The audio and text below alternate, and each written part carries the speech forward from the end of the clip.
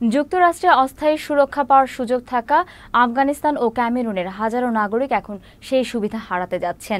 দেশটির homeland security বিভাগের তথ্য অনুযায়ী তাদের আর যুক্তরাষ্ট্রে থাকার জন্য বিশেষ সুরক্ষা থাকবে না এবং বিতাড়নের শঙ্কায় পড়বেন তারা।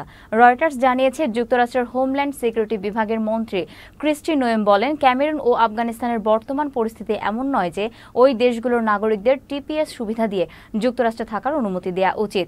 টিপিএস সাধারণত সেসব দেশের নাগরিকদের দেয়া হয় যেসব দেশে সশস্ত্র সংঘাত, প্রাকৃতিক দুর্যোগ বা অন্য কোনো কারণে ফিরে যাওয়ার নিরাপদ নয় বলে বিবেচিত হয়। মূলত এই সুরক্ষা 18 মাসের জন্য দেওয়া হয় এবং সংশ্লিষ্ট মন্ত্রী চাইলে তা নবায়ন করতে পারেন।